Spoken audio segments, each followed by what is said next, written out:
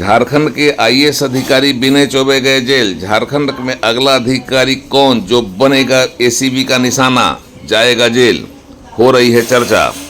कई घोटाले में संलिप्त हैं भारतीय प्रशासनिक सेवा और राज्य प्रशासनिक सेवा के अधिकारी। लोगों को इंतजार, ईडी, सीआईडी और एसीबी का अगला निशाना बनेगा कौन अधिकारी। राज्य की जेल में कैद हैं कई प्रशासनिक अधिकारी और कई पूर्व मंत्री।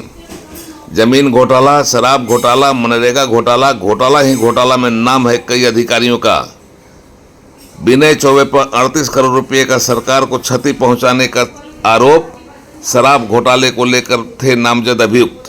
भारतीय प्रशासनिक सेवा के अधिकारी और तत्कालीन प्रधान सचिव उत्पाद एवं मद्य निषेध डायरेक्टर झारखंड राज्य बिवरेज कॉरपोरेशन लिमिटेड और प्रबंध निदेशक JSBCL विनय चौबे और झारखंड के उत्पाद एवं मद्य निषेध विभाग के संयुक्त आयुक्त गजेंद्र सिंह अब रांची जेल की शोभा बढ़ाने के लिए एसीबी विभाग की ओर से जेल भेज दिए गए हैं।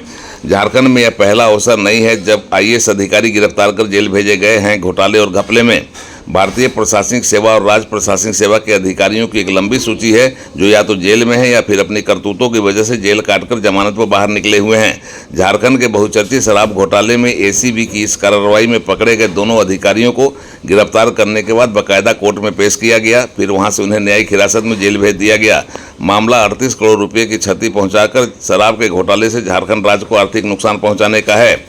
इन पर एसीबी ने 20 मई 2025 को विधिवत तरीके से कांड संख्या 9 दर्ज किया था। भारतीय दंड विधान की धारा 120 भी, 420, 467, 468, 471, 409, 407, 109 का IPC corresponding section of BNS section 61/2, RW section 318, 336, 340, 316, 45 और 49 तथा section 7C/12 section 13/2, RW 13(1)C amended in 2018 दर्ज करते हुए तत्कालीन प्रधान सचिव उत्पाद विभाग विनय चौबे और संयुक्त आयुक्त गजेंद्र सिंह को नामजद किया गया था। इन दोनों नामजद अभियुक्तों को लंबी पूछताछ के बाद गिरफ्तार कर एसीबी द्वारा जेल भेज दिया गया।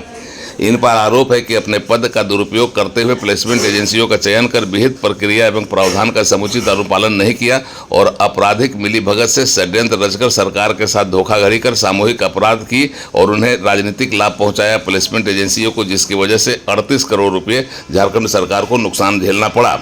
इसके संबंध में पर्याप्त साक्ष्य मिले हैं और इसी साक्ष्य के आधार पर एसीबी ने मंत्रिमंडलीय सचिवालय एवं निगरानी विभाग झारखंड से अनुमोदन प्राप्त कर कांड दर्ज किया और कांड के दोनों नामजद अभियुक्तों को गिरफ्तार कर विधिवत तरीके से कोर्ट में पेश किया और फिर कोर्ट के आदेश पर न्यायिक हिरासत में जेल भेज दिया।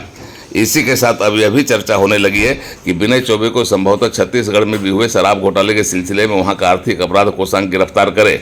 छत्तीसगढ़ की जांच के दौरान ही प्लेसमेंट एजेंसी के साथ की गई करतूत की जानकारी उजागर हुई थी और इसी के बाद से विनय चौबे चर्चा में थे।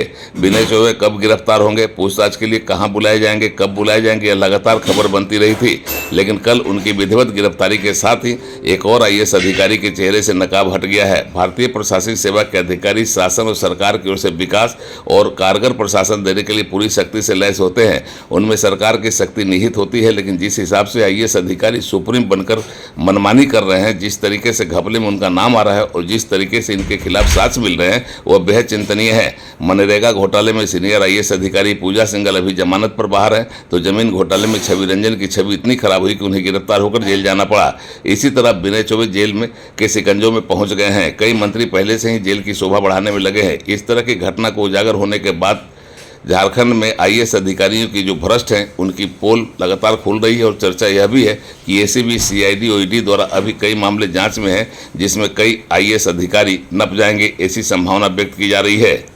उड़ान लाइव ब्यूरो की एक्सक्लूसिव रिपोर्ट।